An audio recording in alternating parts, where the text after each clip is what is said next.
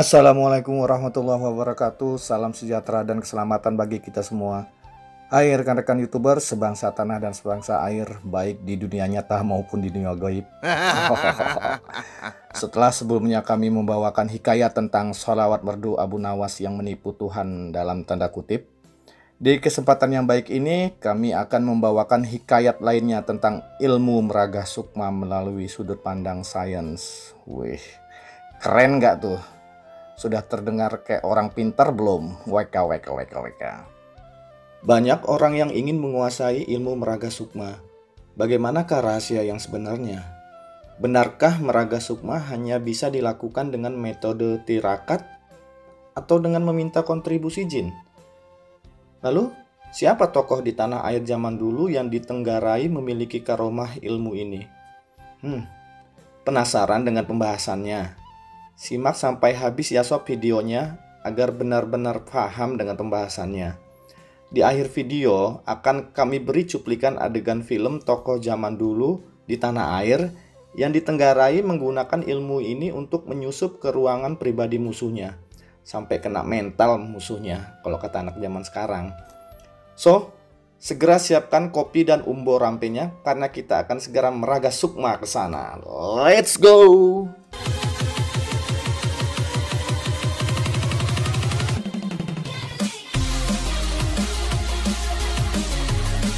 Rekan-rekan mungkin pernah mendengar cerita seseorang berilmu tinggi yang bisa mengunjungi familinya hanya bersama berkonsentrasi. Atau mungkin pernah menonton film yang berkisah tentang seorang pendekar yang bertarung berdasarkan jarak jauh bersama tubuh halusnya, bersama pendekar lainnya yang menjadi lawannya. Hal semacam itu adalah karakteristik berdasarkan seseorang yang memiliki ilmu meraga sukma, yang memang dapat dipakai untuk melepas sukmanya tanpa dibatasi ruang dan waktu. Ilmu meraga sukma atau orang lain mengistilahkannya sebagai proyeksi astral, lepas sukma, pangaracutan, proyeksi mental, out of body experience, bahkan astral projection. Maaf ya sob sekiranya salah tulis. Artinya suatu proses divestasi sukma berdasarkan raga untuk melakukan perjalanan yang tidak dibatasi oleh ruang dan waktu. Proses ini bila tepat maka semua rasa panca indera pelakunya dibawa keluar, sehingga sukmanya bisa mendengar, merasakan, melihat, dan meraba lingkungan sekitarnya bersama sukmanya itu sendiri secara nyata. Perlu diketahui, proses meraga sukma sesungguhnya tidak melepas roh, tetapi hanya memproyeksikan energi pikiran yang dikenal sebagai sukma. Kalau kita melepas roh, bisa membuahkan kematian sob. Sebab, itu orang yang meraga sukma bisa menarik pergi energi pikiran yang melanglang buana sehingga dapat hidup pergi. Energi pikiran atau sukma ini secara otomatis akan pergi ke raga dalam kondisi eksklusif. Misalnya karena kaget, tertindih energi lain, dan sebagainya. Sukma atau jiwa artinya kemampuan manusia yang bersifat kasat mata, gaib, atau metafisika. Sedangkan sukma atau jiwa ini sangatlah kompleks, yang terdiri berdasarkan beberapa sub-sub penyusun.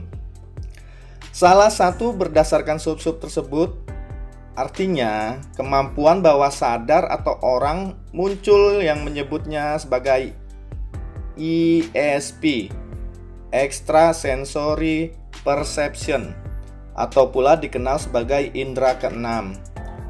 Kemampuan bawah sadar ini pun sebenarnya kompleks pula. Hanya yang pasti, kesemuanya ini jelas adalah anugerah yang diberikan oleh Allah Subhanahu wa Ta'ala, Tuhan Yang Maha Esa, kepada setiap manusia.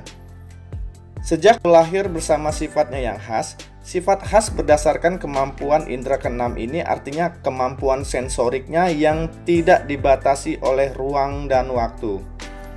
Dengan sifat uniknya ini, maka indera keenam bisa melakukan aktivitas antar dimensi atau transdimensi. Mungkin juga dipahami secara sederhana begini. Apa yang dikenal sebagai sukma atau jiwa ini dapat dianalogikan sebagai perangkat lunak atau software pada komputer. Kita tahu bahwa software sendiri terbagi dalam beberapa klasifikasi sesuai kebutuhan penggunanya. Jika dalam software komputer dikenal yang namanya operating system, operasi sistem maksudnya, sebagai basis kegiatan seluruh aktivitas komputer, maka dalam jiwa atau sukma kita pun muncul komponen yang berfungsi sebagai basis kegiatan seluruh aktivitas hidup kita yang dalam bahasa Al-Quran dikenal sebagai kolbu. Jadi, sebenarnya kegiatan melepas sukma bukan membentuk tubuh kita menjadi kosong tanpa muncul roh yang mengisinya. Mengapa demikian? Karena sebenarnya kita bukan melepaskan sukma, tapi mendayagunakan kemampuan ekstrasensorik kita untuk melakukan penjelajahan antar dimensi. Proses melepas sukma hanya memanfaatkan kemampuan otak yang kompleks. Tidak seperti yang diperkirakan orang yang menyangka melepas sukma artinya berupa sinar dan saudara 4 papat 5 pancer. Hal ini jauh berdasarkan fenomena yang sesungguhnya. Otak manusia artinya suatu organ tubuh yang sangat luar biasa dan teramat kompleks. Seperti kita ketahui, otak manusia terbagi-bagi menjadi beberapa bagian yang masing-masing mengatur suatu fungsi sistem tubuh manusia. Seperti muncul yang khusus mengatur saraf sensorik, lalu muncul yang mengatur khusus untuk saraf motorik, dan lain-lain sebagainya. Dan salah satu fungsi penting di dalam otak, muncul suatu bagian otak yang mempunyai tugas sebagai pengawas, yaitu mengawasi seluruh kerja tubuh kita sehingga berjalan bersama semestinya. Nah, bagian otak ini terus-menerus bekerja walau kita tertidur pulas. Buktinya, walau kita tidur pulas sama sekali, bagian tubuh seperti jantung akan terus memompa darah ke seluruh tubuh, atau paru-paru yang terus menghisap oksigen dan melepas CO2, dan lain sebagainya. Tanpa bagian otak ini, tubuh kita akan tidak dapat berfungsi ketika kita tidur, sehingga akibatnya kita bisa mangkat alias wafat karena kegagalan fungsi tubuh tentunya. Salah satu bagian otak yang penting lainnya artinya suatu bagian otak yang bertugas untuk menganalisis setiap pesan sensorik yang diterima tubuh, lalu dikirim dalam bentuk neurotransmitter ke otak, seperti berdasarkan mata sehingga kita bisa melihat, berdasarkan kulit sehingga kita bisa merasakan sakit ketika kita tertusuk duri, berdasarkan telinga sehingga kita bisa mendengar, dan lain sebagainya. Bagian otak ini sangat penting bagi manusia karena bila bagian otak ini tidak berfungsi bersama secara baik, maka kita tidak akan bisa melihat, mendengar, merasakan, membaui, dan lain-lain. Walaupun mata, telinga, kulit, dan hidung kita normal, tidak muncul yang rusak sama sekali. Namun bila bagian otak tadi rusak, maka tidak akan muncul artinya sama sekali. Jika kita bisa memfungsikan dua bagian otak di atas secara aporisma, maka kita akan bisa melepas sukma. Caranya artinya kita harus bisa membentuk kesadaran otak kita secara permanen dan terjaga, walau tubuh kita tertidur pulas sekali. Dengan menjaga kesadaran otak yang penuh ketika kita tidur, maka ketika kita tidak lagi merasakan tubuh, tidak bisa menggerakkan atau merasakan tubuh kita sama sekali, tapi kita masih sadar sepenuhnya, maka pikiran kita ini bisa melayang-layang kemana-mana, pergi kemanapun yang kita mau berdasarkan bebas seakan-akan kita sudah bangun. Suatu hal penting yang perlu ditegaskan artinya kemampuan melepas sukma ini artinya murni. Murni kemampuan memanipulasikan kemampuan otak, bukan roh. Jadi, kalau kita menganggap melepas sukma artinya melepas nyawa atau roh, hal ini jelas sama sekali tidak benar. Buktinya, kita masih bisa bebas balik lagi ke tubuh kasar kita tanpa muncul hal-hal yang aneh. Bayangkan, kalau roh kita tidak bisa balik lagi ke tubuh fisik kasarnya, kecuali atas izin Allah. Dalam kasus yang spesifik dan langka sifatnya, orang yang ingin melepas sukma harus memiliki energi tubuh yang nisbi. Harus memiliki energi tubuh yang nisbi akbar supaya bisa melontarkan sukma ke luar raga dan dipakai untuk proses perjalanan luar tubuh. Orang itu harus mengetahui teknik melepas sukma untuk dilatih bersama dengan disiplin. Oke, baik sob. Sekian dulu ulasan hikayat ilmu meragah sukma ini.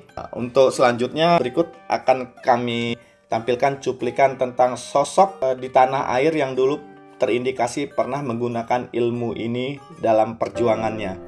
Silakan disimak. Semoga bermanfaat. Terima kasih. Wassalamualaikum warahmatullahi wabarakatuh.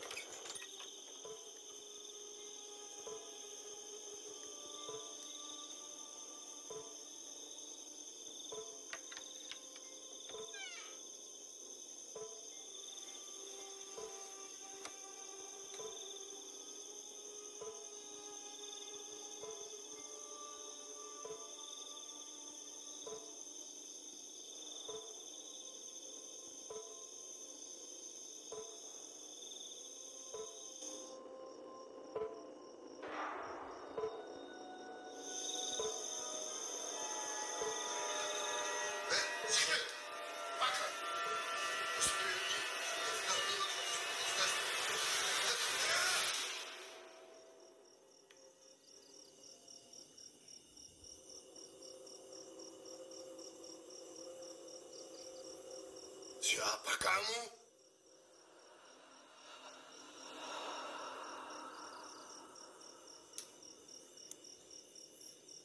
Mungkin Tuhan bisa membantai bangsa kami dengan janji-janji manis, membuat kami terlihat lemah dan bodoh. Susu anakku, Raja Mataram.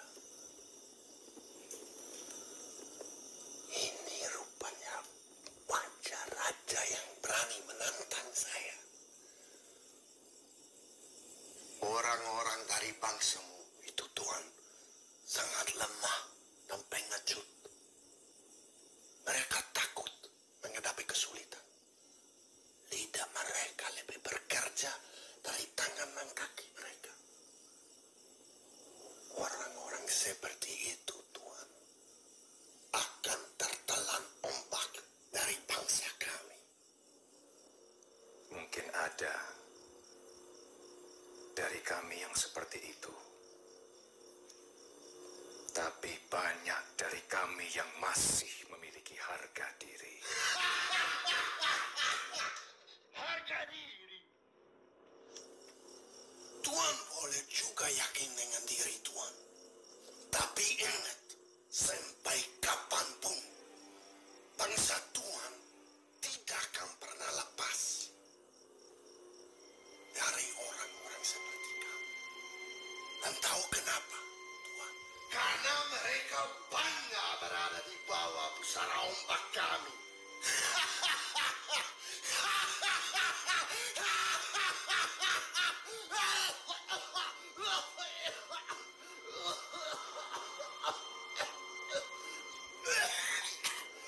Perjuangan ini akan berlanjut terus sampai bangsa Tuhan angkat kaki dari tanah air kami dan bangsa kami dapat menguasai seluruh Nusantara.